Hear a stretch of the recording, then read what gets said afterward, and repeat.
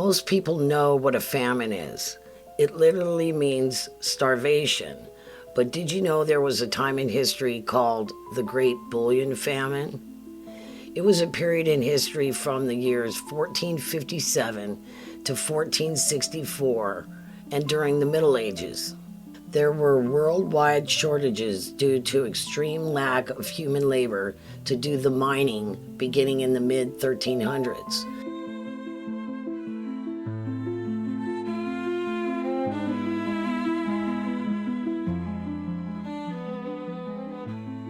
By the 14th century, the world had slowly started to experience a shortage of gold and silver due to its widespread use for currency, especially in Europe.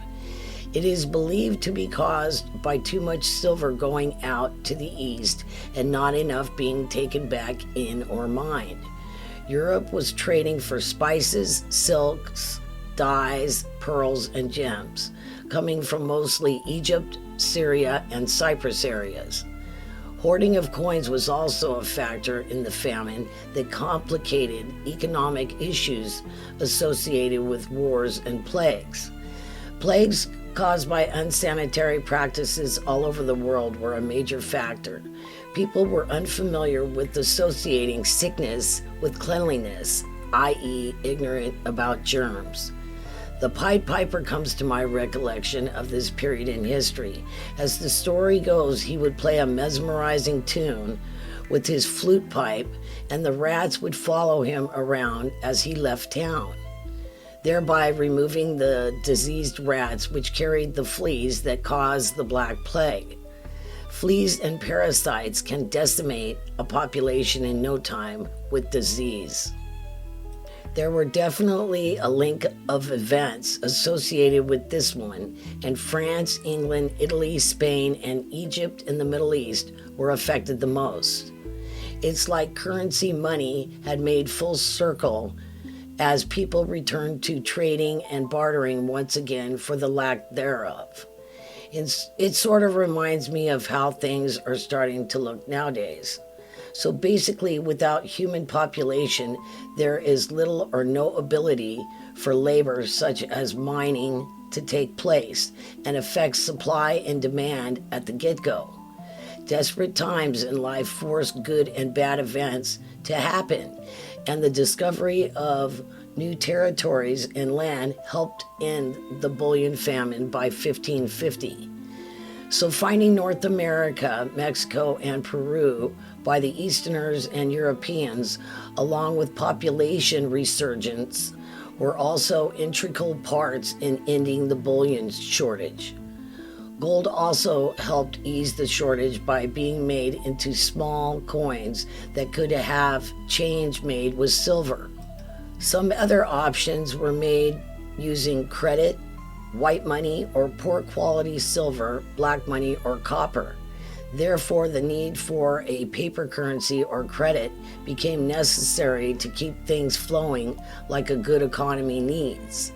Financial analysts like to call tangible non-existing assets derivatives and call non-tangible monetary funds that are movable liquidity. It's all still based on precious metals, and we are talking bullion and coins again, which seems to always come back full circle. Like indentured workers from the past, it really is too bad there can't be a better barter, credit, labor system in the world today. In order to keep freedom of choice, there must be a monetary system that allows citizens the freedom to choose what they prefer over other choices. The alternative is everyone gets the same, no matter how hard they work or put effort into wanting better. Due to humans needing such creations and trying to keep life more equal to effort of freedom, money sometimes causes many unnecessary problems that occur and could be avoided if not for its existence in the first place. However, it is unrealistic to think the world today could exist without a monetary system that serves both the fortunate and less fortunate alike. In other words, Could or would life be fair in a monetary way ever? I don't think so. It all depends on what your perceptions are of such concepts in the first place. This is where the quote-unquote concept of standard comes into play, and it tries to keep things on a level playing field as much as possible. Does it work for everyone? I'm not sure, and that's a call I prefer not to make. So wrapping it up, it makes you wonder, could we ever return to a better balance between barter, credit, and labor? Is it even possible to build a fair monetary system that rewards effort and still supports everyone? Some say it's a contradiction and will never resolve, but still the conversation matters. What do you think? Could a new system replace the one we have and still protect freedom and fairness? Or is it just the way it has to be? Let me know in the comments. And if you enjoyed this glimpse into a forgotten chapter of money history, be sure to subscribe, hit the like button, and join me next time for more curious tales of coins and currency. Thanks for watching.